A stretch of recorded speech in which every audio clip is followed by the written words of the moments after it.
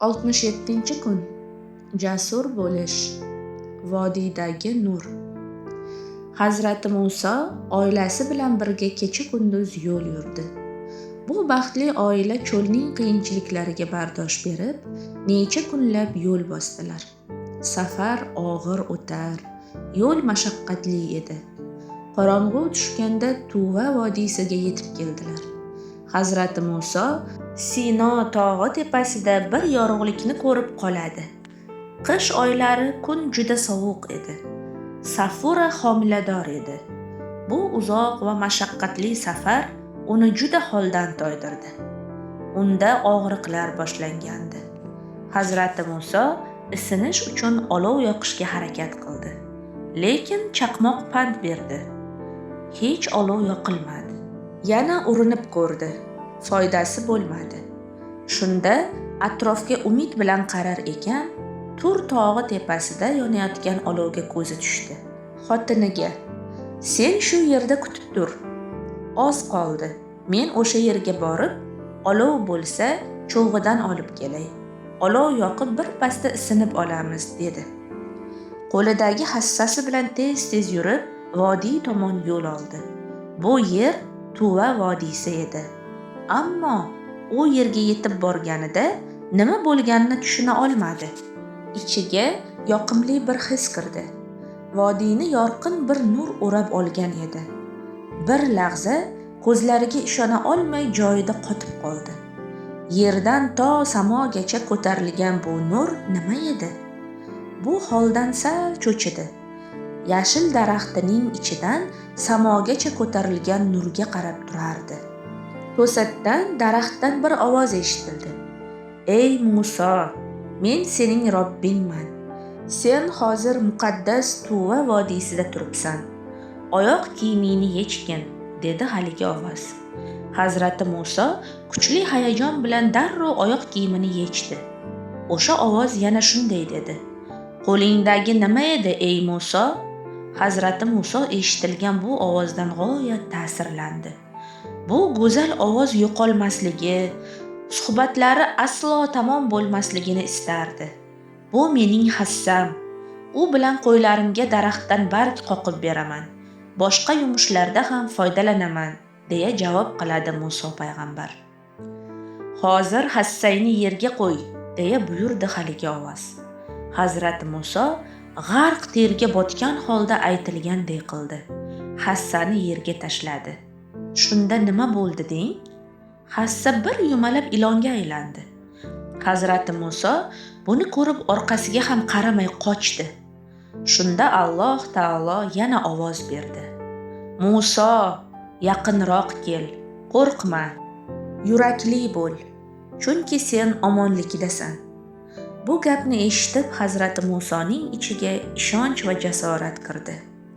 Haligi ovoz yana shunday buyurdi: "Qo'rqma, Muso, hassani yerdan ol. Uni oldingi holiga qaytaramiz. U senga ziyon yetkazmaydi." Hazrati Muso hurmat bilan ikki bukildi. Allohning amrini darrov bajardi. Ilonga aylangan hassani yerdan oldi. Endi xotirjam tortgan edi. Bas, uning oldiga yetib kelgach, u muborak joydagi vodiyning o'ng tarafidan daraxtdan unga nido qilindi. "Ey Muso, men barcha olamlarning parvardigori Allohdirman. Asoyingni yerga tashla." Bas, qachonki Muso uni ilondek qimirlayotganini ko'rgach, ortiga qaramay qochdi. Unga deyildi: "Ey Muso, qayt va qo'rqma. Zero sen xavf-xatardan omonlikdagi kishilardandirsan." Qasos surasi 30-31 oyatlar.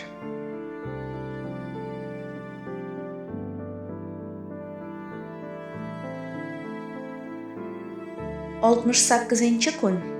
Allohdan yengillik so'rash. Nurli qo'l mo'jizasi.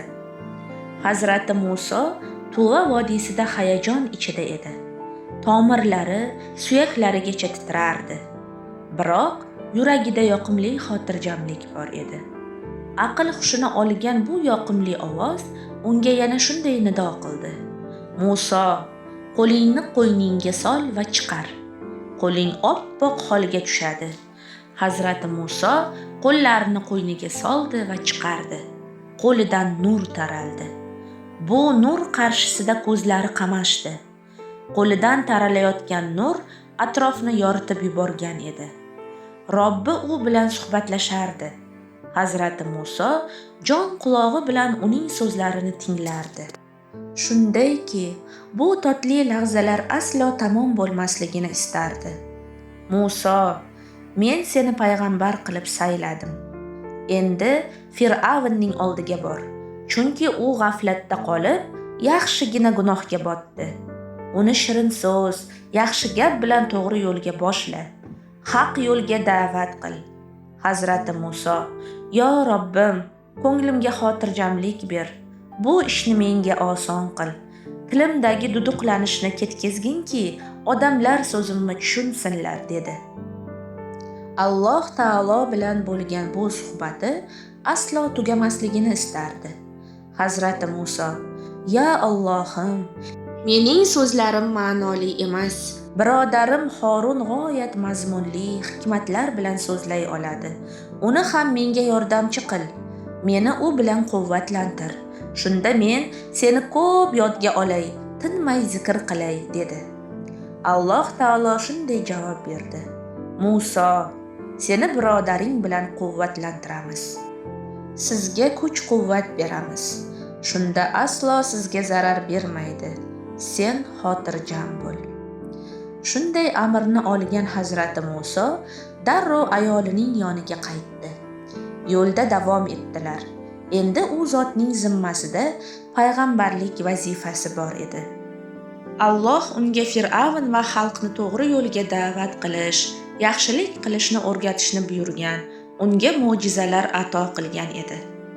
Bas, uning oldiga yetib kelgach, u muborak joydagi vodiyning o'ng tarafidan daraxtdan unga nido qilindi: "Ey Muso, men barcha olamlarning parvardigori Allohdirman. Asoyingni yerga tashla." Bas, qachonki Muso uni ilondek qimirlayotganini ko'rgach, ortiga qaramay qochdi. Unga deyildi: "Ey Muso, qayt va qo'rqma. Zero sen xavf-xatardan omonlikdagi kishilardandirsan. Qo'lingni qo'yningga tiqqin. Biror yomonliksiz oppoq bo'lib chiqur va qanotingni, ya'ni qo'lingni qo'rqqaningda yana qo'yningga tiqqin. Shunda u o'z holiga qaytur." Bas, shu ikkisi, aso bilan qo'l, Robbing tomonidan Fir'avn va uning zodagonlariga ikki hujjatdir. Dar haqiqat, ular fosiqlar qavmi edi. Muso dedi: "Ey Robbim, men ulardan bo'lmush bir jonni o'ldirib qo'yganman. Bas, meni o'ldirishlaridan qo'rqaman. Birodarim Horun mendan ko'ra tili burroroq. Bas, uni ham men bilan birga meni tasdiqlaydigan yordamchi qilib yuborgin. Chunki ular meni yolg'onchi qilishlaridan qo'rqaman."